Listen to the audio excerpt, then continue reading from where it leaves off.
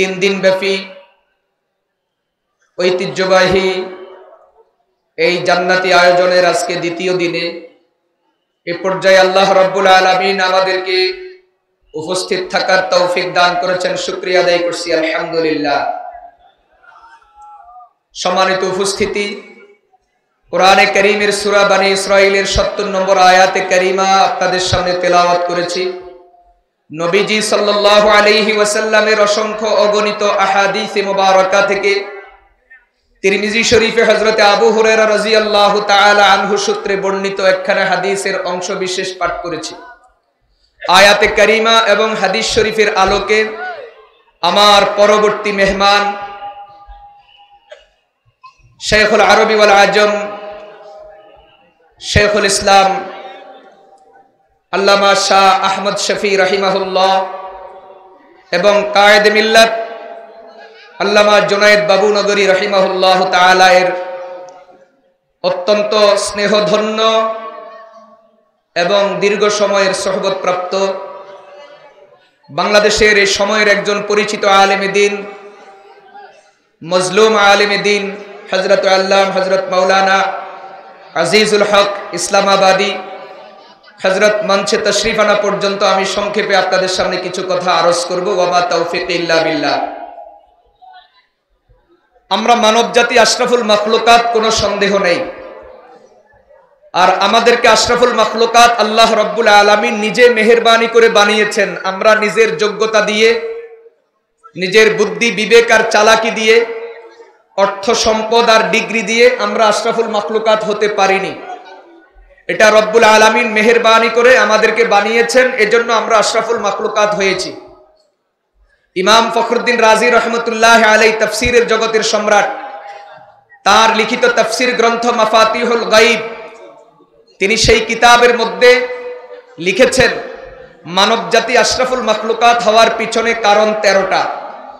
তার মানে আল্লাহ রাব্বুল আলামিন 13টা বিষয় আমাদেরকে দিয়েছেন, এজন্য আমরা আশরাফুল মাখলুকাত হতে পেরেছি। যদি ওই বিষয়গুলি আল্লাহ আমাদেরকে না দিয়ে সবচেয়ে নিকৃষ্ট মাখলুক শুকর, তাকে যদি দিয়া দিতেন তাহলে শুকর আশরাফুল মাখলুকাত হয়ে যেত। শুকর কি পরিমাণ নিকৃষ্ট? কুকুর মানুষের পায়খানা খায় কিন্তু নিজের পায়খানা নিজে খায় না। কুকুর কি করে? মানুষের পায়খানা খায় কিন্তু নিজের পায়খানা নিজে খায় না। হাদিস শরীফে পাওয়া যায়, সহিহ মুসলিমের বর্ণনা, নবীজি ইরশাদ করেছেন কুকুর নাকি বমি করে বমি খায়। কুকুর কি করে? নিজের বমি নিজে খায় আর মানুষের পায়খানা খায়, কিন্তু তার মধ্যে একটা দিক ভালো আছে, নিজের পায়খানা নিজে খায় না। কুকুর কি করে না? নিজের পায়খানা নিজে খায় না, মানুষের পায়খানা খায় আর নিজের বমি খায়। কিন্তু শুকর এমন জঘন্য এবং নিকৃষ্ট, যেই প্রাণী নিজের পায়খানাও নিজে খেয়ে ফেলে।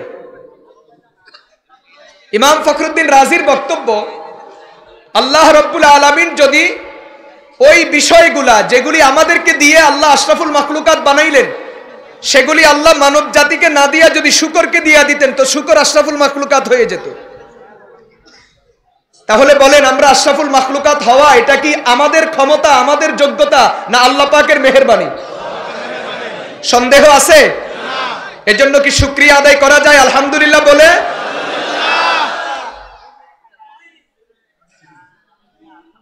কিছু মানুষ মনে হয় যেন আশরাফুল মাখলুকাতের কাতারে থাকতে চায় না, আসেনি? ওদের কথাবার্তা, বক্তব্য, লিখনি, তাদের চিন্তাধারা বুঝায় যে আমরা আশরাফুল মাখলুকাতের কাতারে থাকতে চাই না, আমরা মানবের সন্তান, আদমের সন্তান থাকাকে পছন্দ করি না। ঠিক না ঠিক? মানব জাতি আশরাফুল মাখলুকাত হওয়ার পিছনে 13 কারণের এক কারণ, আল্লাহ রাব্বুল আলামিন যত মাখলুকাত পয়দা করেছেন, আসমান জমিন থেকে শুরু করে এই মহাবিশ্ব এবং তার বাহিরে যা কিছু আল্লাহ বানাইছেন, কোনো কিছু বানাইতে হাত দিয়ে ধরেন নাই, হাত লাগান নাই। তো কেমনে বানাইলেন? আল্লাহ পাকের এই পরিমাণ পাওয়ার আর ক্ষমতা আছে, তিনি কোনো জিনিস বানাইতে হাত লাগানোর দরকার হয় না, বরং শুধু হও এই শব্দ বললেই সাথে সাথে হয়ে যায়। ইন্নামা আমরুহু ইযা আরাদা শাইআন আন ইয়াকুলা লাহু কুন ফায়াকুন।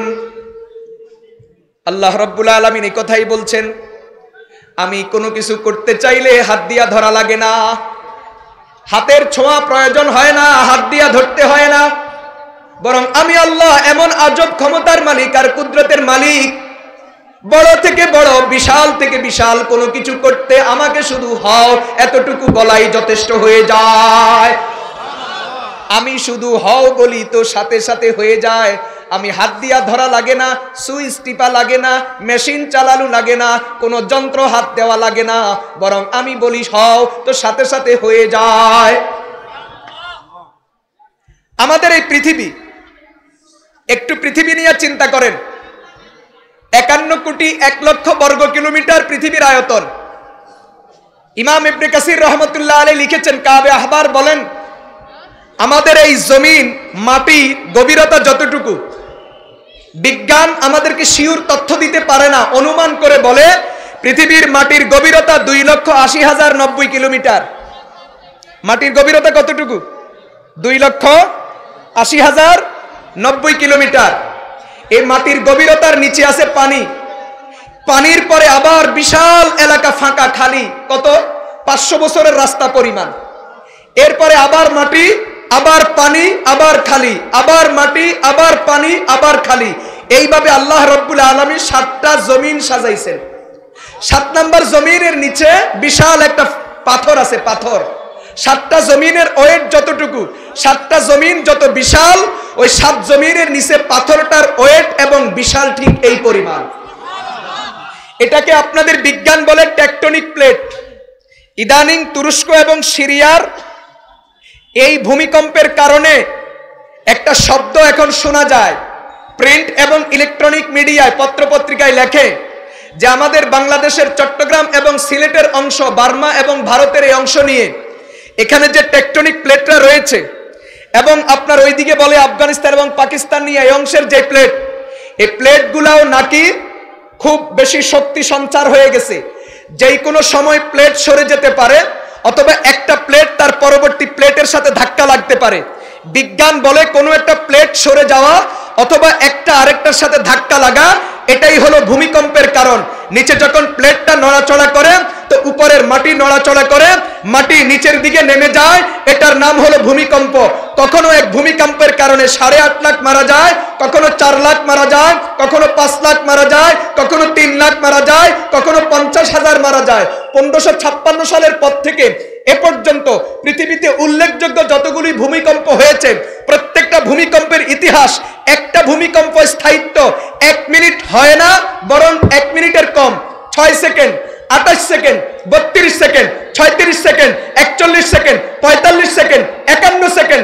মাত্র কয়েক সেকেন্ডের একটু কাঁপুনি, রব্বুল আলামিনের একটু কুদরতের ইশারায় গোটা জমিনটা তছ নছ হয়ে যায়, গোটা পৃথিবীর সকল বিজ্ঞান অজ্ঞান হয়ে যায়। এমন মহা ক্ষমতার মালিক যিনি, তিনি হলেন আমার আর আপনার মালিক আল্লাহ রাব্বুল আলামিন। ঠিক তবে ঠিক।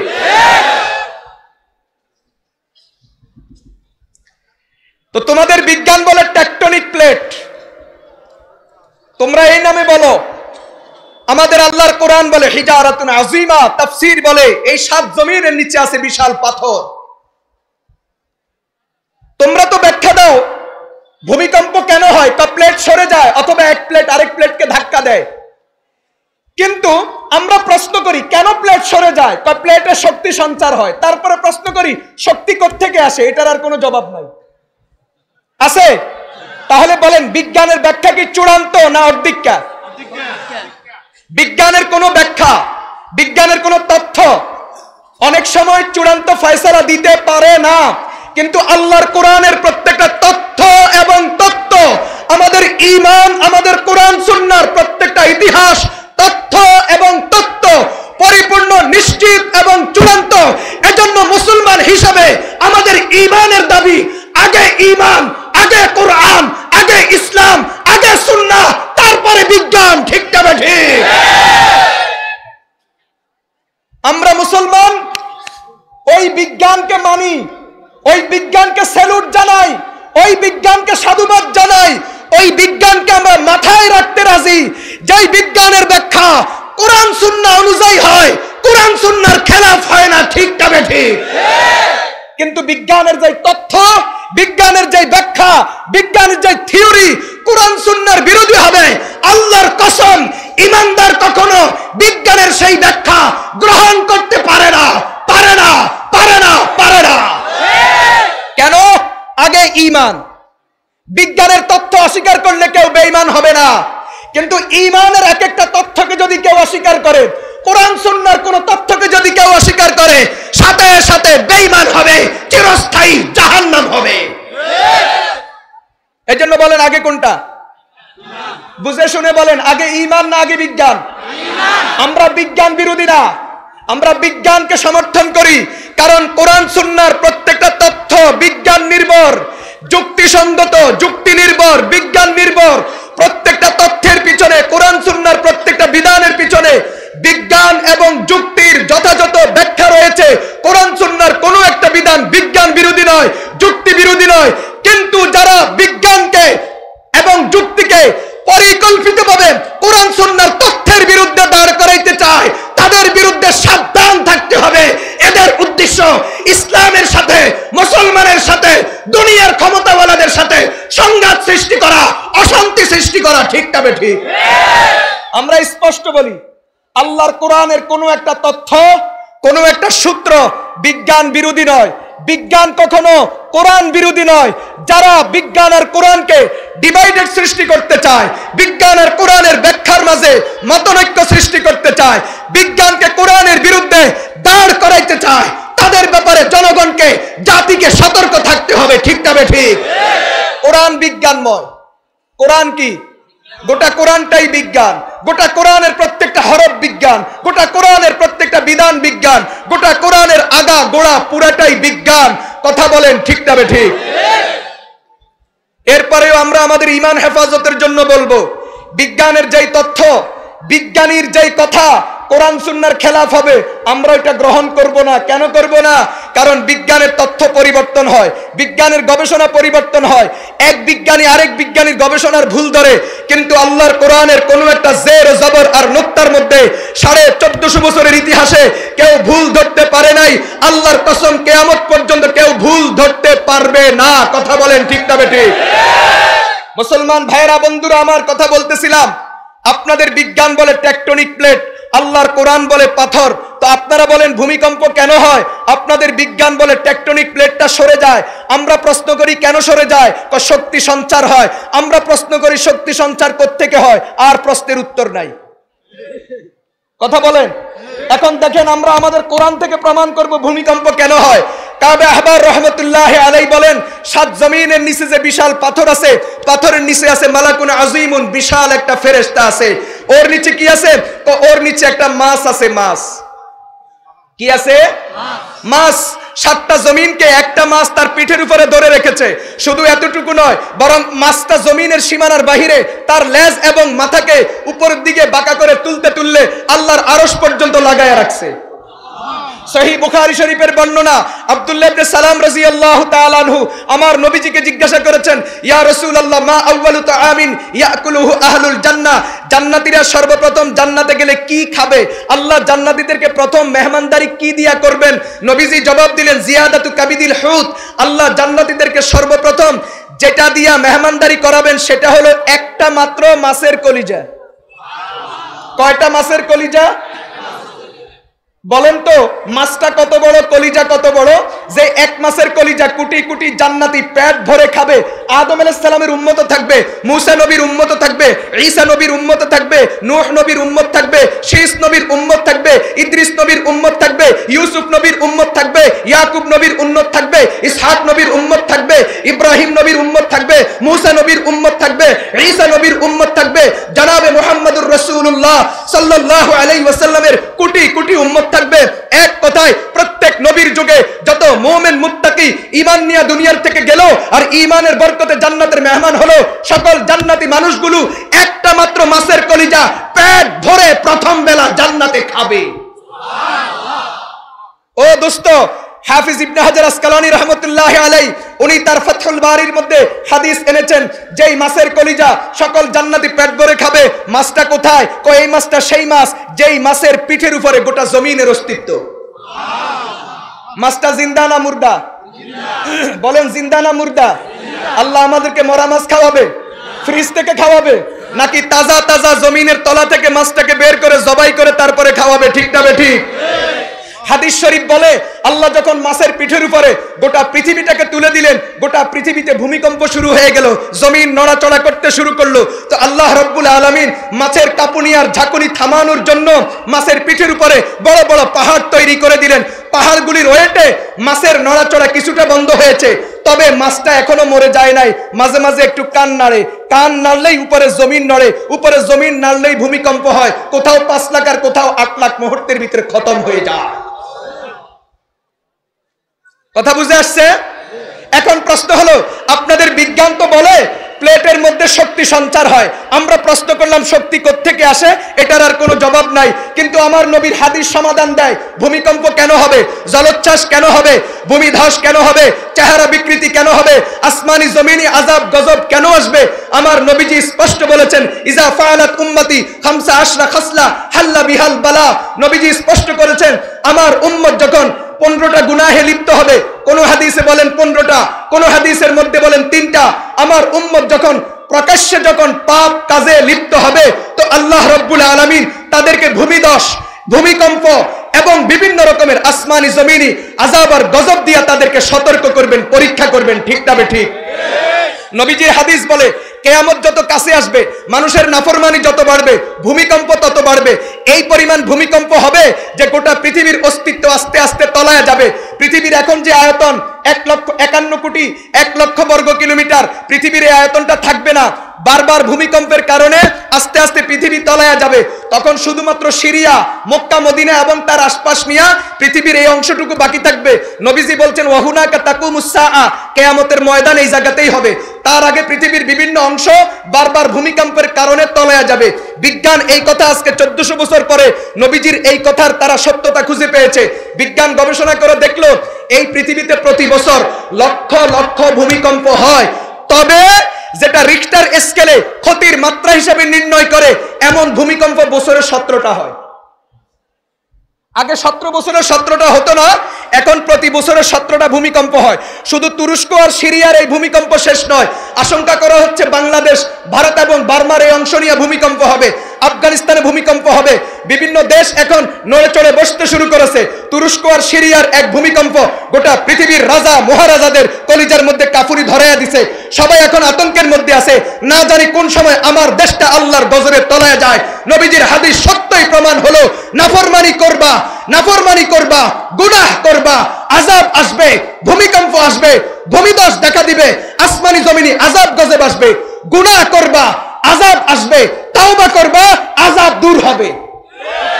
বলেন কথা কি? গুনাহ করবা, আযাব আসবে, তাওবা করবা, আযাব দূর হবে। বলেন গুনাহ করবা, আযাব আসবে, তাওবা করবা, আযাব দূর হবে। যেহেতু আমরা ব্যাপক হারে নাফরমানি শুরু করে দিয়েছি, ব্যাপক হারে আমরা কি করেছি? নাফরমানি শুরু করেছি। তিরমিজি শরীফের এক বর্ণনা, নবীজি সাল্লাল্লাহু আলাইহি ওয়াসাল্লাম ইরশাদ করেছেন, ইয়াকুনু ফি হাদিল উম্মতি খাসফুন ওয়া মাসখুন ওয়া কাসফুন। আমার এই উম্মতের মাঝে দেখা দিবে চেহারা বিকৃতি, আমার এই উম্মতের মাঝে দেখা দিবে ভূমিকম্প, আমার এই উম্মতের মাঝে দেখা দিবে ভূমিধস, আমার এই উম্মতের মাঝে দেখা দিবে আযাব ও গজব, আমার এই উম্মতের মাঝে দেখা দিবে পাথরের বৃষ্টি। ক্বালু ইয়া রাসূলুল্লাহ ওয়া মা যাকা। সাহাবায়ে কেরাম জিজ্ঞাসা করলেন, ওগো আল্লাহর রাসূল, মাতা যালিক, এই আযাব আর গজব আপনার উম্মতের মাঝে কখন আসবে?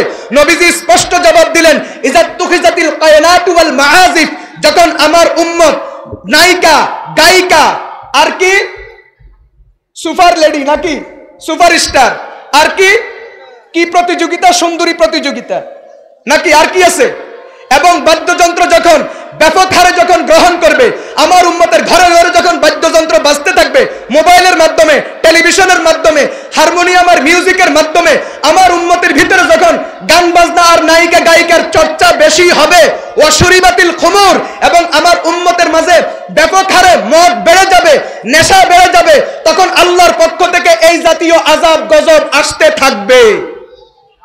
বলেন এখন আমাদের এই দুনিয়াতে, আমাদের এই দেশে নায়িকা গায়িকার সংখ্যা বাড়ছে নি? সুপারস্টারের সংখ্যা বাড়ছে নি? কথা বলেন, গান বাজনার সংখ্যা বাড়ছে নি? মদ গাজার সংখ্যা বাড়ছে নি? তাহলে এখন কি করতে হবে? ফারতাকিবু ইনদা যালিকা রিহান হামরা ওয়া খাসফান ওয়া মাসখান ওয়া কাযফান ওয়া জালজালাতান ওয়া আয়াতিন তাতাবা কানিজামিন কুতিয়া সিলকুহু ফাতাদাবা। আমার নবী যে বলছেন, তাহলে তুমি আসমান আর জমিনের সমূহ গজবের জন্য অপেক্ষায় থাকো, কারণ সমাজের রন্ধ্রে রন্ধ্রে আল্লাহর নাফরমানির বিষ ঢুকে গেছে। ঠিক না বেঠিক? অন্য হাদিসে আছে, দেখেন অন্য হাদিসে আছে, এটাও তিরমিজির বর্ণনা। আল্লাহর নবী বলছেন, ইজা তুউল্লিমা লিগাইরিদ দ্বীন, যখন ধর্মহীন শিক্ষা শুরু হবে। বলেন কি শুরু হবে? শিক্ষা ব্যবস্থার মধ্যে যখন ধর্ম থাকবে না, ধর্মহীন শিক্ষার যখন চর্চা আমার উম্মতের মাঝে ব্যাপক হারে শুরু হবে, তখন আল্লাহর পক্ষ থেকে গজব আসবে। বলেন এটা কি মৌলবীর বক্তব্য না নবীজির বক্তব্য? নবীজির স্পষ্ট বক্তব্য। যখন মুসলমান দ্বীনি শিক্ষা বাদ দিয়া দুনিয়াবি শিক্ষা গ্রহণ করবে, দুনিয়াবি শিক্ষার দিকে ছুটে যাবে। আমরা স্পষ্ট বলি, আমরা দুনিয়াবি শিক্ষার বিরোধী নয়। আমরা বলি আগে দ্বীনি শিক্ষা শিখো, আগে বাচ্চাকে দ্বীন শিখাও, কোরআন শিখাও, ইসলাম শিখাও, এরপরে জাগতিক শিক্ষায় শিক্ষিত করো। যারা মনে করে ধর্মীয় শিক্ষার প্রয়োজন নাই, দ্বীনি শিক্ষার প্রয়োজন নাই, জাগতিক শিক্ষাই যথেষ্ট, এবং ধর্মহীন শিক্ষা যারা একচেটিয়া গ্রহণ করবে, এই জাতীয় কিছু অমানুষের কারণে আল্লাহর জমিনে আল্লাহর গজবের ফয়সালা হতে থাকে। কথাটা বুঝতে পারছেন আপনারা?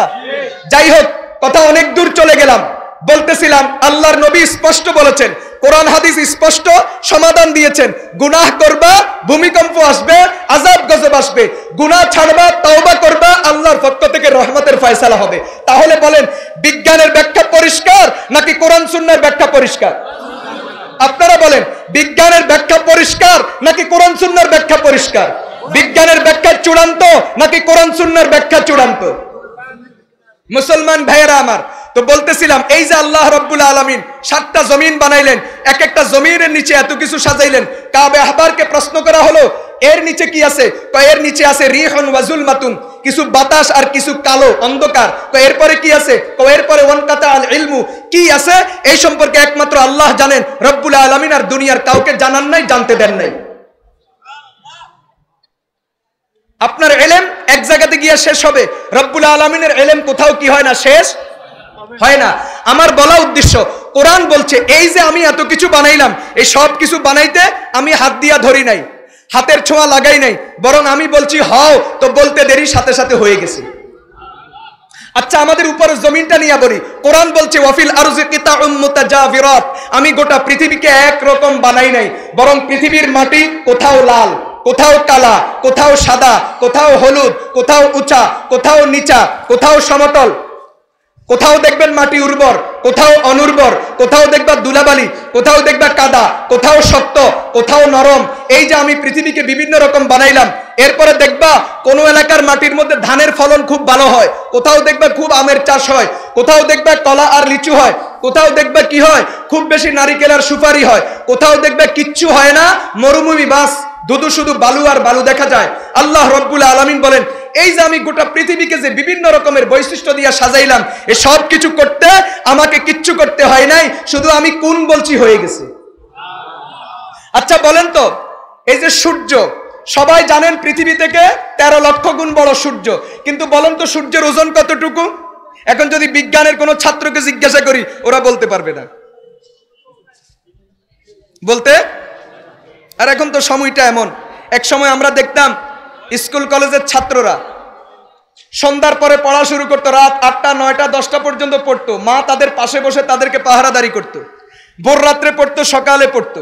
আর এখন মাশাআল্লাহ সন্ধ্যার পরেও পড়া নাই, এশারের পরেও পড়া নাই, শেষ রাত্রেও পড়া নাই, ফজরের পরেও পড়া নাই, শুধু দিনের বেলা একটা বই আর খাতা নিয়ে স্কুলে আসা যাওয়া করে। কিন্তু কেমনে কেমনে জাদু, গোল্ডেন জিপিএ।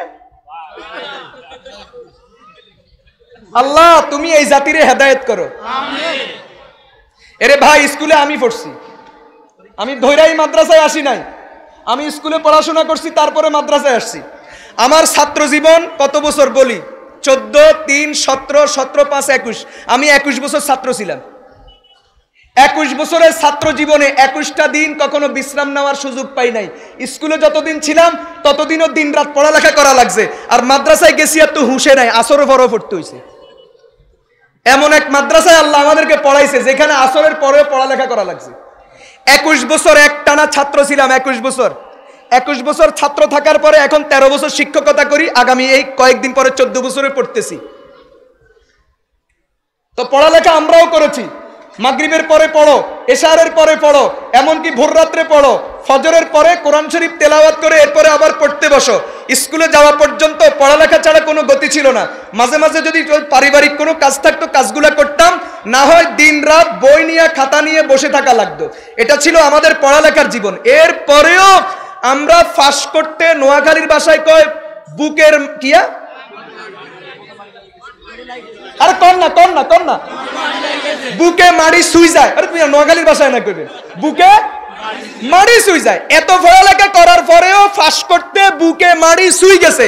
আর আমাদের সান্দুরা আসরের পরে তো নাই, মাগরিবের পরেও নাই, এশারের পরেও নাই, ফজরের পরেও নাই, ভোর রাত্রেও নাই, দিন রাত 24 ঘন্টা বড় বড় টালি কোদাল ঠেলে।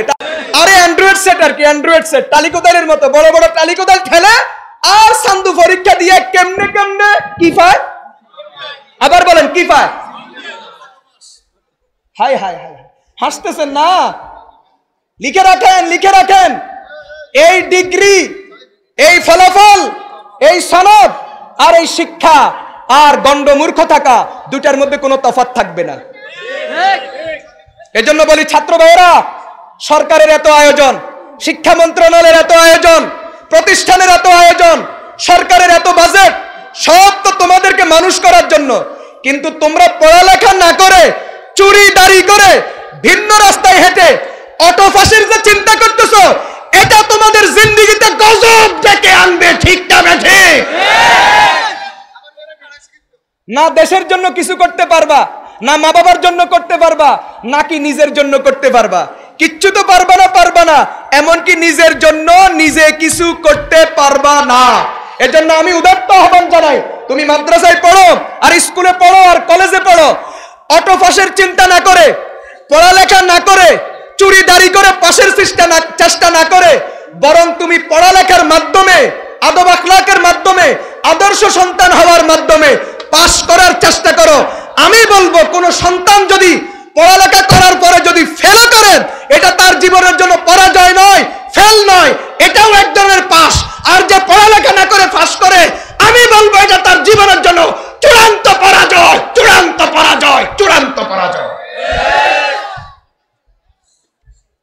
কোথায় যাইতেছো তোমরা? কোন দিকে আগাইতেছো বলো? আমি আদম আলাইহিস সালামের যুগে ছাত্র ছিলাম না, এই যুগেই ছাত্র ছিলাম।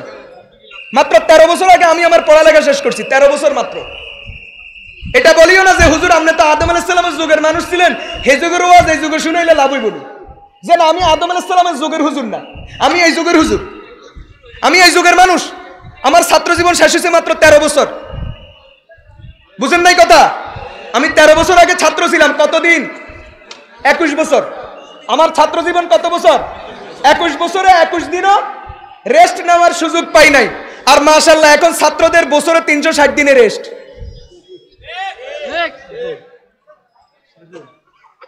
কি মনে কষ্ট যাইতেছে নাকি? যাক, আর মনে কষ্ট দিলাম না। বলতেছিলাম সূর্য পৃথিবী থেকে 13 লক্ষ গুণ বড়, এটা তো জানো। কিন্তু সূর্যের ওজন কতটুকু জানো? তোমাদের বিজ্ঞান বলে সূর্যের ওজন এই পৃথিবী থেকে 3,33,000 গুণ বেশি। কত গুণ বেশি? আচ্ছা বলো তো, এত বিশাল সূর্যকে আসমানে শূন্যের মধ্যে ধরে রাখছে কে? নিচে দিয়া বাঁশ আছে, উপরে দিয়া রশি দিয়া টানা দিছে। তো সূর্য এটা আসমানে কি স্থির না হাঁটা চলা করে? কয় রাস্তায় হাঁটে? বছরে 360টা রাস্তায় হাঁটে। এটারে হাঁটান কে? আল্লাহ বলেন, এই যে বিশাল সূর্য বানাইলাম আর সূর্যকে কিয়ামত পর্যন্ত ঘুরতে লাগাইয়া দিলাম, এটার জন্য আমাকে কিছু করতে হয় নাই, আমি শুধু একদিন কোন বলছি বাস হইয়া গেছে। চাঁদের কথা আর কি বলবো, আসমানের কথা কি বলবো? এক একটা আসমান এই পৃথিবী থেকে কোটি কোটি গুণ বড় এবং কোটি কোটি মাইল দূরত্বে। কি পরিমাণ দূরত্বে? 8600 বছর পর্যন্ত বিজ্ঞান চেষ্টা করে এখনো আসমান কোথায় আছে ধরতেই পারে না, মাপা তো দূরের কথা। আপনি আসমান মাপবেন কোত্থেকে? বিজ্ঞান আসমান মাপবে কোত্থেকে? বিজ্ঞান তো অজ্ঞান হয়ে আছে, আসমান কোথায় আছে ধরতেই পারে না। অথচ আল্লাহর কোরআন বলে আসমান 7টা। তাহলে বলেন বিজ্ঞান আগে না কোরআন আগে? বিজ্ঞান এখনো একটারও সন্ধান পায় নাই, আর আমার কোরআন বলে আসমান 7টা। বলেন বলেন কোনটা আগে? বিজ্ঞান আগে না কোরআন আগে? বলেন না, বিজ্ঞান আগে না কোরআন আগে? আপনার বিজ্ঞান এখনো একটাও ধরতে পারে নাই, কিন্তু আমার আল্লাহর কোরআনের বিজ্ঞান বলে আসমান 7টা। বলেন আসমান কয়টা? এবং তাফসীরের কিতাব স্পষ্ট করে দিয়েছে আল্লাহ কোন আসমানকে কি দিয়ে বানিয়েছে। নবীজির হাদিস ব্যাখ্যা করে দিয়েছে এক আসমান থেকে আরেক আসমানের দূরত্ব কতটুকু, আরেক আসমান মোটা কতটুকু। আমার নবী বলেন জমিন থেকে প্রথম আসমানের দূরত্ব 500 বছরের রাস্তা, আবার প্রথম আসমান 500 বছর পরিমাণ মোটা, আবার দ্বিতীয় আসমান 500 বছর দূরত্বে, আবার দ্বিতীয় আসমান 500 বছর মোটা, আবার তৃতীয় আসমান 500 বছর দূরত্বে, আবার তৃতীয় আসমান 500 বছর মোটা। এইভাবে আল্লাহ রব্বুল আলামিন 7টা আসমান এক একটাকে আরেকটা থেকে দূরত্বে বানিয়েছেন, এবং প্রত্যেকটা আসমানের মধ্যে কোটি কোটি মাখলুক পয়দা করে রেখেছেন, কোটি কোটি ফেরেশতা বানায় রাখছেন, যারা 24 ঘন্টা আল্লাহ পাকের তাসবিহে রত আছেন। এই সব কিছু করতে কিচ্ছু করা লাগে নাই, কোন বলছি হয়ে গেছে। এই পৃথিবীতে 84 লক্ষ প্রকারের প্রাণীর সন্ধান আপনাদের প্রাণীবিদরা পেয়েছে। আমরা বলি এটা চূড়ান্ত কথা নয়, এর বাহিরে আরো আছে 84 লক্ষ প্রকারের প্রাণী। এই সব কিছু বানাইতে আল্লাহকে কিচ্ছু করা লাগে নাই, কোন বলছেন হয়ে গেছে। জিন্নাত বানাইছেন, কোটি কোটি জিন জাতি বানাইছেন। মানব জাতির টোটাল সংখ্যা থেকে জিনের সংখ্যা কমপক্ষে 10 গুণ বেশি হবে। তাফসীরে রুহুল বায়ানের মধ্যে উল্লেখ আছে এই জিন জাতি বানাইতেও আল্লাহ হাত দিয়া ধরেন নাই, কোন বলছেন হয়ে গেছে। এখন একটা হাদিস শোনাবো ফেরেশতাদেরকে আল্লাহ কেমনে বানাইছেন, একটা হাদিস শোনাই। ফেরেশতারা একদিন আল্লাহর কাছে অভিযোগ করে, আল্লাহ মানুষে খায় আমরা খাই না, মানুষ ঘুমায় আমরা ঘুমাই না, মানুষ পান করে আমরা পান করি না, মানুষ বিয়ে করে আমরা বিয়ে করি না। তো আল্লাহ কয় কি হইছে? কি আর হইতো, ইজা আল্লাহর আখিরা ওয়া লাহুমুদ দুনিয়া। ওরা যখন দুনিয়ার মজা সব নিয়ে নিতেছে, তো তাদেরকে দুনিয়া দিয়া দেন, আমাদেরকে আখিরাত দিয়া দেন। আপাতত থাক, বুঝতেছেন কথা? প্রস্তাবটা কে দিছে? কার কাছে? আল্লাহর কাছে। হাদিসটা খেয়াল করতেছেন নি? ফেরেশতারা কি বলে, আল্লাহ এরা বিয়ে করে আমরা বিয়ে করি না, এরা খায় আমরা খাই না, এরা ঘুমায় আমরা ঘুমাই না, অতএব বনি আদমকে দুনিয়ার সব দিয়ে দেন, আর পরকালে জান্নাতটা আমাদেরকে দিয়েন। এখন আল্লাহ কি জবাব দেয় শুনবেন নি? আল্লাহ রাব্বুল আলামিন বলে, লা আজআলু মিম্মান খালাকতুহু বিয়াদাইয়া কামান কুলতু লাহু কুন ফাকান। আল্লাহ রাব্বুল আলামিন বলেন, শুনো ফেরেশতারা, যেই মাখলুককে আমি আমার নিজের হাতে বানাইছি, কোন মাখলুককে আমি হাত দিয়া বানাই নাই, সবারে হুকুম দিয়া বানাইছি, সবারে কোন বলে বলে বানাইছি। কোন মাখলুক বানাইতে হাত দিয়া ধরি নাই, কিন্তু আমি মানুষ বানাইতে হাত দিয়া ধরেছি, হাত লাগাইছি। একমাত্র আমার হাতের তৈরি মাখলুকের নাম হলো ইনসান, যে ইনসানকে আমি আমার হাতে বানাইয়া সর্বশ্রেষ্ঠ বানায়া দিলাম, আশরাফুল মাখলুকাত বানায়া দিলাম। ওই মানুষের সমকক্ষ কোন মাখলুক এমনকি তোমাদের মতো ফেরেশতাদেরকেও করতে পারি না। অতএব যেই মানুষকে আমি আমার নিজের হাতে বানাইলাম, ওই মানুষের জন্য দুনিয়ার নিয়ামত দিলাম, আর ঈমান নিয়ে যদি মরতে পারে পরকালে 10 দুনিয়া জান্নাত দিব। এজন্য আমরা আশরাফুল মাখলুকাত। বলেন এজন্য আমরা কি? খুশি লাগেনি? বলেন খুশি লাগেনি? আচ্ছা এখন কেমনে বানাইলেন শুনেন। এখন হলো কেমনে বানানির ব্যাখ্যা। আবু দাউদ শরীফের বর্ণনা, ক্বালা নবী সাল্লাল্লাহু আলাইহি ওয়াসাল্লাম, ইন্নাল্লাহ তাআলা খালাকা আদামা মিন কবজাতিন কবাযাহা মিন জামিইল আরজি। আল্লাহ রাব্বুল আলামিন আদম পয়গম্বরকে বানাইতে গোটা পৃথিবী থেকে একটু একটু মাটি নিছেন, সব নিয়ে এক মুষ্টি হইছে। কয় মুষ্টি? গোটা পৃথিবী থেকে একটু একটু নিছেন। গোটা পৃথিবী মানে মোল্লা আলী কারি লেখেন, পৃথিবী মানে ওই পৃথিবী যেই পৃথিবীতে মানুষ বসবাস করবে। পৃথিবীর সব অংশে কি মানুষ বসবাস করে? এখনো আপনি বেশি দূরে যাওয়ার দরকার নেই, একবারে পরিচিত একটা দেশের কথা বলি, কানাডা। কি নাম? কানাডাতে এখনো এরকম হাজার হাজার মাইল এলাকা আছে যেখানে এই পর্যন্ত কোনো মানুষ বসবাস করে নাই, কিয়ামত পর্যন্ত দরকারও হবে না। যুবকেরা, তোমরা যারা কিছুদিন আগে ওই যে হলুদ আর সবুজ পতাকা উড়াইছিলা, দেশটার কি নাম? আর্জেন্টিনা। বুঝা গেল ইগা বুড়া উঠে। এই হলুদ আর সবুজ পতাকা কোন দেশে? তোমাদের ব্রাজিল। তুমি গুগলে সার্চ দিয়া দেখো, ব্রাজিলে এমন হাজার হাজার মাইল এলাকা আছে যেখানে এ পর্যন্ত কোনো মানুষ বসবাস করে না, কিয়ামত পর্যন্ত করবেও না। বুঝেন নবীর হাদিস বুঝেন। কিয়ামত পর্যন্ত পৃথিবীর যেই যেই অঞ্চলে বনি আদম বসবাস করবে ওই এলাকার একটু একটু মাটি আল্লাহ নিয়ে এক মুঠ বানাইছেন। কয় মুঠ? এই এক মুঠ মাটি দিয়ে আল্লাহ নিজাতে ধরে ধরে টিপে টিপে আদমকে বানাইছেন। কয় তাও কেমনে? আল্লাহ বলেন বিয়া দাইয়া, বি এক হাত ন, দুই হাত দিয়ে বানাইছি। যেখানে আমি এত বড় ক্ষমতার মালিক, আমি হুকুম দিলে হয়, নখ লাগানো লাগে না, নখ নখ। আমি আদমকে বানাইতে একটা নখ লাগানোর প্রয়োজন নাই, সে জায়গাতে আমি আদমকে বানাইতে দোনো হাত লাগাইছি। বলেন কি লাগাইছি?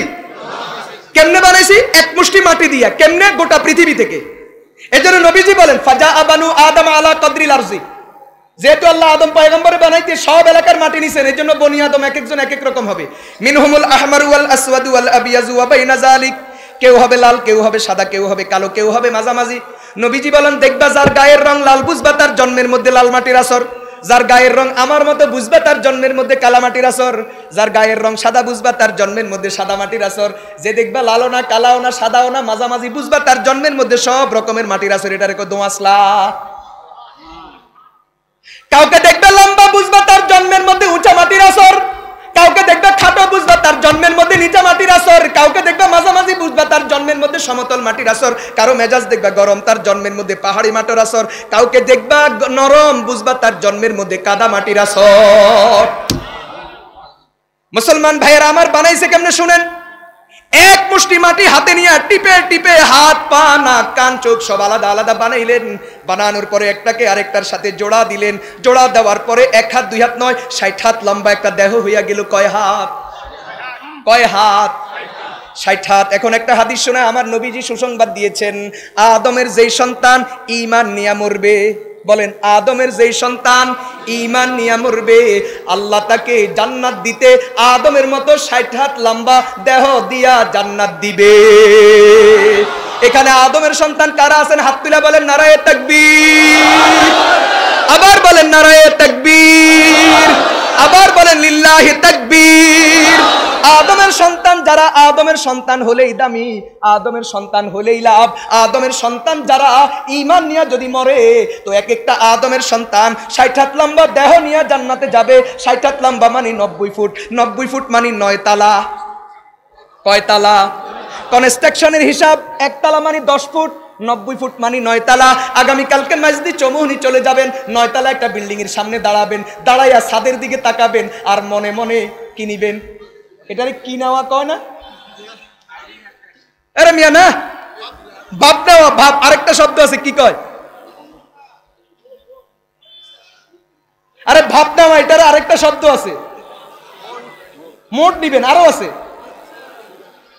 জ্ঞান নিবেন না কি একটা বলে। কিরে বলস না রে, যুবকরা কই বলে না কেন?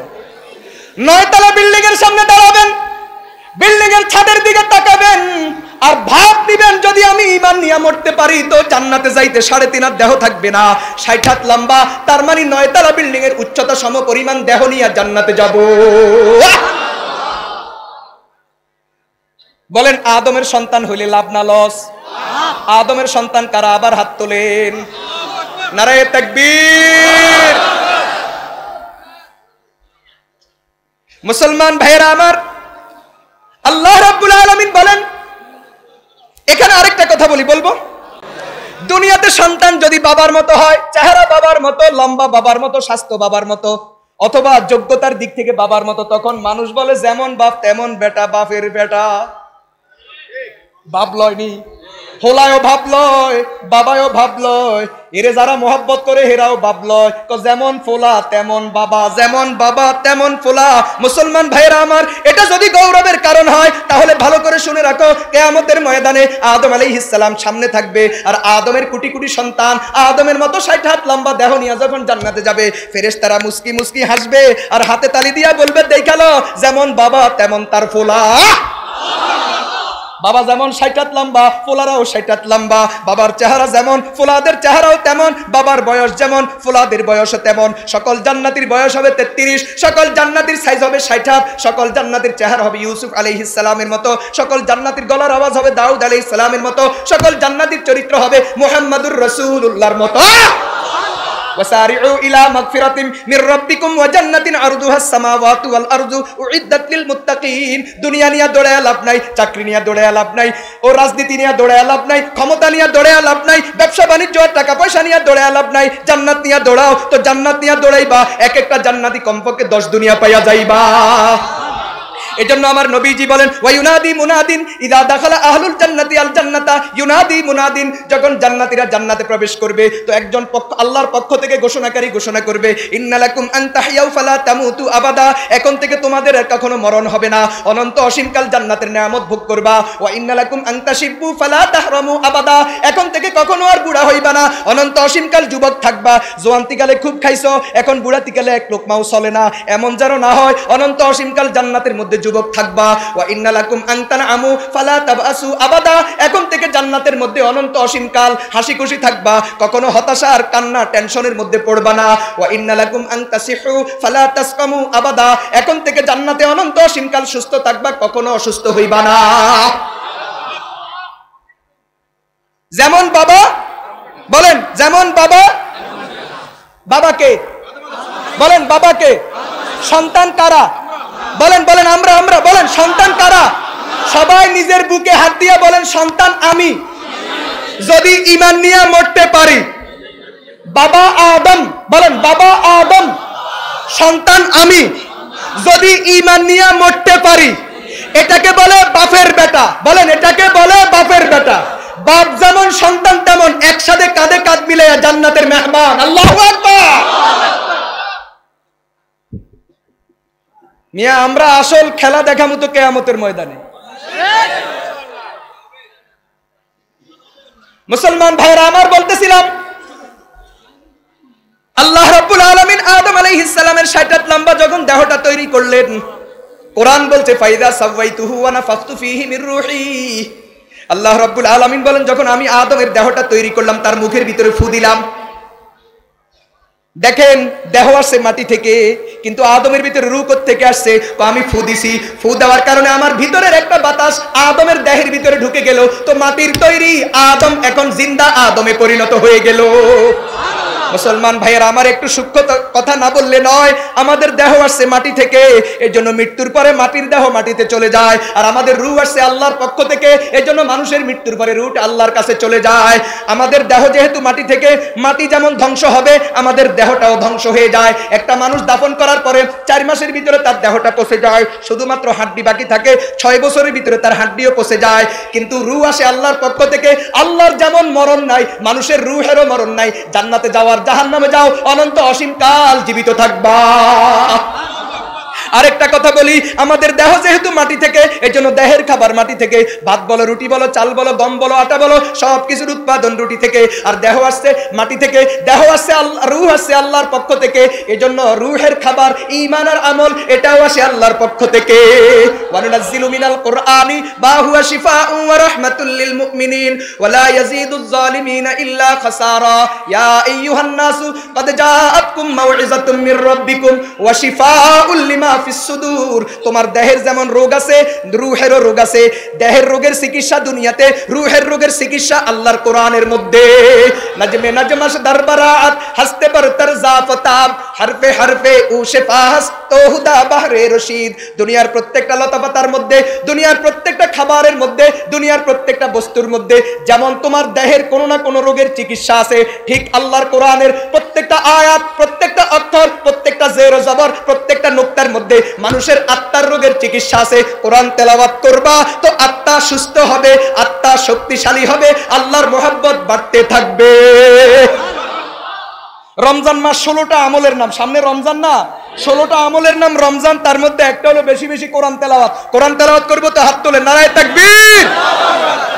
1 মাস কোরআন তেলাওয়াতে এই পরিমাণ করব, 1 মাসের তেলাওয়াতে দিলের যত রোগ আছে সব রোগ খতম হইয়া আমি পুরোপুরি সুস্থ হয়ে যাব। ঠিকটা বে ঠিক? মুসলমান ভাইয়েরা আমার, আল্লাহ আদমকে এইভাবে নিজ হাতে বানাইছেন। বানানোর পরে ফেরেশতাদেরকে নির্দেশ দিয়েছেন, ফেরেশতারা তোমরা নূরের তৈরি, আদম মাটির তৈরি, তোমরা এতক্ষণ দামি ছিলা, কিন্তু বেশ কম হইলো তোমাদেরকে বানাইতে আমি কিন্তু হাত লাগাই নাই, আদমকে বানাইতে হাত লাগাইছি। এই হাত লাগানোর কারণে এখন নূরের থেকে মাটির দাম বেশি। বলেন বলেন বলেন, হাত লাগানোর কারণে নূরের থেকে কিসের দাম বেশি? তোমরা নূরের তৈরি নিঃসন্দেহে। আদম পর্যন্ত, আদমকে বানানোর আগ পর্যন্ত তোমরা ছিলে সেরা। কেন? তোমরা নূরের তৈরি। কিন্তু মুশকিল হইলো আমি আদমকে মাটি দিয়ে বানাইছি, মাটির মধ্যে হাত লাগাইছি। এই হাত লাগানোর কারণে এখন তোমরা সবচেয়ে দামি না, সবচেয়ে দামি আদম। অতএব তোমরা সবাই আদমকে সেজদা করো। ফাসাজাদাল মালাইকাতু কুল্লুহুম আজমাউন ইল্লা ইবলিস আবা আইয়াকুনা মাস সাজিদিন। আল্লাহ বলেন সব ফেরেশতারা সিজদা করলো, ইবলিস করে নাই। আল্লাহ ইবলিসকে বলেন ইয়া ইবলিস মা মানাকা আন তাসজুদা লিমা খালাকতু বিয়াদাইয়া আস্তাকবারতা আম কুনতা মিনাল আলিন। আল্লাহ বলেন ও ইবলিস, যে আদমকে আমি নিজ হাতে বানাইলাম, দোনো হাত দিয়া বানাইলাম, কেন তুমি তাকে সিজদা করলা না? অতএব ফাখরুজ মিনহা, জান্নাত থেকে বেরিয়ে যা, ফা ইন্নাকা রাজিম, তুই হবি বিতাড়িত, ওয়া ইন্না আলাইকা লানাতা ইলা ইয়াউমিদ্দিন, তোর উপরে কিয়ামত পর্যন্ত আমার লানত। একটা উদাহরণ দিই, আপনার বাড়িতে নতুন জামাই আছে, কে আছে? আপনার মেয়ের নতুন জামাই। তো আপনি সাধারণত রান্না বান্না করেন না, কিন্তু জামাই যখন আসছে, শাশুড়ি বেচারি অসুস্থতার মধ্যেও নিজ হাতে রান্না করেছে, জামাইয়ের সামনে রাখছে, জামাই কয় একা খানা খাই না। বলেন এখন শাশুড়ির কি করতে মনে চাইব? শুধু মাইয়ার ভবিষ্যতের দিকে চিন্তা করি, নইলে শাশুড়ির মনে চায় একা জামাইরে জবাই করিয়া লাইতো। আর নোয়াখালীর বাসায় কি করতে নেবিনি, মনে চায় রানের উপর রান রাই হাইলিয়া লাইতেন। শুধু মাইয়ার ভবিষ্যতের দিকে চিন্তা করি, কিছু কয় না। এই দেশের বহু শাশুড়ি আছে, মাইয়ার ভবিষ্যতের কথা চিন্তা করি, জামাই নামক নাড়া মিয়ারে কিচ্ছু বলে না, শুধু সালাম করে, কথা কয় না। শাশুড়ির মাথায় যদি মাইয়ার চিন্তা না থাকতো, তো জামাই মিয়া দেখতে শাশুড়ি কারে কয়, তোর মতো হোলারে রানের উপর রায় ক্যাপ করি হাইলিয়া লাইতো বেড়া। ওয়াজ খুব নোয়াখালীর বাসায় হয়েছে নি। শুনেন, একজন শাশুড়ি কষ্ট করে রান্না করার পরে জামাই মিয়া যদি না খায়, শাশুড়ির মনে কষ্ট যায়। এ আমার কথা বলি, আমার এক ছাত্র আছে, মাঝে মাঝে এই চা লই আইবে। আমি সাধারণত চা, দুধ চা আমি মোটেও খাই না। রং চা বয়ানের সময় দরকার হলে খাই, না হয় রং চা খাওয়ার অভ্যাস নেই। আর পান তো খাইয়ে না, মাঝে মাঝে হয়তো 6 মাসে 9 মাসে 1 খিলি খাইলাম, সেটা ভিন্ন কথা। তো ছাত্র একটা আছে, মাঝে মাঝে চা নিয়ে আসে। তা আমি কই বেটা আমি খামো না। হুজুর আমনেরে খাওয়াই বেল, নাই নিজে বানাইছি। শব্দ কি? আমনেরে খাওয়াই বেল্লাই। আচ্ছা এখন কোন অস্বীকার করার সুযোগ আছে? ছাত্র নিজ হাতে বানাইছে, কষ্ট করি পড়ালেখা করে, তাহলে বলেলেন আমারে খাওয়াই বেললে নিজ হাতে বানাইছে, এখন খাইতে মনে না চাইলেও খাইতে হয়। আচ্ছা, আমার উস্তাদের কাছে এক ছাত্র 2009 সালে আমরা যখন ঢাকা পড়ি, একবারে পড়ালেখার শেষ বছর, এক ছাত্র হাদিয়া আনছে আম, বাড়ি নওগাঁ। তো আইনা হুজুরকে কি বলতেছে, হুজুর আমাদের নিজ হাতে লাগানো আমাদের বাড়ির গাছের আম। শব্দ কি? নিজ হাতে লাগানো বাড়ির গাছের আম, তার মানে এটা বাজারের না। বলেন এখন আম খাইতে মনে চাইবনি? তো মুসলমান এই কথাটা বুঝলা, নিজের হাতে রান্না, নিজের হাতে বানানো চা, নিজের হাতে বানানো পিঠা, নিজের হাতে লাগানো গাছের আম, এটা বুঝলা। আল্লাহর হাতে বানানো আদম, এটার দাম বুঝি তুমি বুঝলা না। রব্বুল আলামিন সব মাখলুক বানাইছেন কুন ফায়াকুন দিয়া, মানুষকে বানাইছেন নিজের হাত দিয়া। এজন্য মানুষ আশরাফুল মাখলুকাত, এজন্য আল্লাহ মানুষকে ফেরেশতা দিয়া সাজদা করাইছেন। ইবলিস সাজদা না করার কারণে চিরদিনের জন্য জাহান্নাম থেকে বের করে দিয়েছে। এ পর্যন্ত কাকে বানাইলেন? আদমকে বানাইলেন। বানানোর পরে ওনারে জান্নাতে লাগাই দিয়েছে ঘুম যাইতে। আচ্ছা জান্নাত কি ঘুম যাওয়ার জায়গা? আমরা জান্নাতে গিয়া কেউ ঘুমাবো? হাদিস শরীফে আছে আদমের সন্তান কেউ জান্নাতে গিয়া ঘুমাবে না। কেন? মরণ হলো বড় ভাই, ঘুম হলো ছোট ভাই। জান্নাতে বড় ভাইও নাই, ছোট ভাইও নাই, ঘুমও নাই, ঘুমের ভাইও নাই, মরণও নাই, মরণের কি নাই, খালতো ভাইও। এই জন্য জান্নাতে কোনো ঘুম হবে না, ঘুম মানে মরণ। এখানে একটা রহস্য আছে। তো আপনি ঘুম যাইবেন কি লাগা? কারণ আমাদের সবার পক্ষ থেকে আদম আলাইহিস সালাম আব্বাজান ঘুমাইয়া লইছে। সুবহানাল্লাহ বলেন না? গ্রামে একটা প্রবাদ আছে, সন্তানে খাইলে মা বাবার খাওয়া হয়। আমি দেখি উল্টা না, আব্বাই খাইলে সন্তানের খাওয়া হয়। আব্বাই ঘুমাইছে এই জন্য আমাদের আর ঘুম যাওয়া লাগবে না। সুবহানাল্লাহ বলেন না? তাহলে আমরা যারা সন্তান আছি স্লোগান পাল্টায়া দাও, আব্বাই খাইলে সন্তানের খাওয়া হয় বলো। আর মা কি বলবে? মা বলবে সন্তানে খাইলে আমার খাওয়া হয়। এটা হলো মায়ের মহাব্বত। মা বলবে সন্তানে খাইলে আমার খাওয়া, আমি খাবো না, আমার জাদুরে দো। আর আপনি সন্তান কি বলবেন? হ্যাঁ মা কথা ঠিকই কইছেন, আমি খাইলে আপনার খাওয়া হয়, তাহলে আমি ফ্যাট বড়ি খাই, আমি উপাইয়া থান। আপনি কি বলবেন? আপনি বলবেন না, মা বাবা খাইলে আমার খাওয়া হয়। মাই বলবে কি? আরে আমরা কত খাইছি, আমার হুতে খাক। আপনি বলবেন কি? আরে আমরা বাঁচি থাকলে কত খামু, আপনি তো মরি যাবেন, আপনি খান। আল্লাহু আকবার বলেন। পৃথিবীতে যদি মা বাবা আর সন্তানের মাঝে মহব্বত থাকে, জীবনে কখনো বউ শাশুড়ির ঝগড়া হবে না। বউ শাশুড়ির ঝগড়ার মূলে সমস্যা হলো হোলা ঠিক নেই। হোলা ঠিক থাকলে বউ শাশুড়ির ঝগড়া হয় না, কথা বলেন। অথবা হইলেও ফোলা যদি ঠিক থাকে এটা সহজে সমাধান হয়ে যায়, ফোলা যদি নাড়া হয় এটা সহজে সমাধান হয় না, উল্টে আগুনের মধ্যে হাতে আরো তেল ডালে। কেউ ভাই কথা বাস্তব না অবাস্তব? আচ্ছা যাই হোক, চলক না এইভাবে। তো বলতেছিলাম আল্লাহ আদম পয়গম্বরকে ঘুমে লাগাইয়া দিছেন, উনাকে ঘুমের মধ্যে রেখে উনার বাম পাশ থেকে একটা হাড্ডি টেনে বের করছেন, বের করে আল্লাহ একজন নারীকে বানাইয়া দিছেন, বানাইয়া উনার সামনে বসায় রাখছেন। আদম আলাইহিস সালাম ঘুম থেকে উঠা কয় কিরে, এতক্ষণ পর্যন্ত আমি মনে মনে ভাবতেছি যে জান্নাতে সব আছে, কি যেন একটা নাই, কিন্তু কি নাই বলতে পারে না। আমাদের দেশে কিছু মানুষ আছে, ভাই সাহেব কি অবস্থা, কইয়েন না ভাই ভালো লাগেন না। আচ্ছা ভাই কি সমস্যা, কি কিনলে ভালো লাগেন না, কয় এটা তো কইতে পারি না, এমনি ভালো লাগেন না। আসেনি আসেনি, এমনি ভালো লাগেন না, এই তালের মানুষ আমাদের দেশে আসেনি। এখন আদম আলাইহিস সালামের অবস্থা এর জান্নাতে সব আছে, লাগে যেন কোনটা একটা নাই, কি নাই কইতে পারে না, এমনি মনে মনে শুধু খোঁজে। আর আল্লাহ তো বুঝে বান্দার মতি গতি কি। এখন ঘুম থেকে উঠার পরে ও এটা না খুঁজিয়ে সুবহানাল্লাহ কয় না। আল্লাহ কয় আদম থামো, এটারে হালাল করতে হইব। কেমনে? বিয়া পড়াই দিব। বলেন মানব ইতিহাসের প্রথম বিয়া কোথায় হয়েছে? বিয়া কে পড়াইছে? রামপুর বড় মসজিদের ইমাম সাহেব, রামপুরের বিশ্ব হুজুরে। বলেন প্রথম বিয়া কে পড়াইছে? আর প্রথম বিয়া কোথায় হয়েছে? তাহলে বিয়া জান্নাতি আমল। জান্নাতে নামাজ নাই, রোজা নাই, হজ নাই, জাকাত নাই, বিয়া ছিল, বিয়া থাকবে।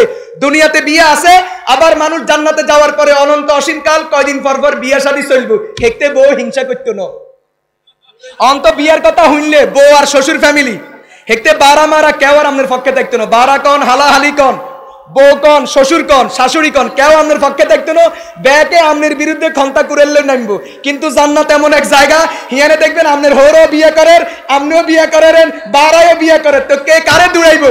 ওখানে শুধু বিয়ে চলতে থাকবে, চলতে থাকবে, চলতে থাকবে। আল্লাহু আকবার বলেন। এর জন্য বিয়া জান্নাতি আমল। বলেন বিয়া কি? বলেন বিয়া কি? এই বিয়ার বিরোধিতা যারা করে, বিয়াকে যারা কঠিন করে, এরা কখনো মানুষের কাতারে থাকতে পারে না। ঠিক না ঠিক? আল্লাহ বুঝার তৌফিক দান করুন। কথা বুঝতেছেন নি মুসলমান ভাইয়েরা আমার? যেই কথাটা বলতেছিলাম, আল্লাহ বিয়ে পড়াই দিছেন। বিয়ে পড়াই দেওয়ার পর কি করলেন? আল্লাহর কোরআন বলে ওয়া খালাকা মিনহা যাওজাহা, এরপরে কি ওয়া বাসসা মিনহুমা রিজালান কাসীরান ওয়া নিসাআ। আদম আলাইহিস সালামের বিবি হযরত হাওয়া আলাইহিস সালাম 120 বার গর্ভবতী হয়েছেন। প্রত্যেক গর্ভে একটা ছেলে একটা মেয়ে, মোট 240টা সন্তান হয়েছে। কয়টা সন্তান হয়েছে? আচ্ছা এটা তো হলো নিজের।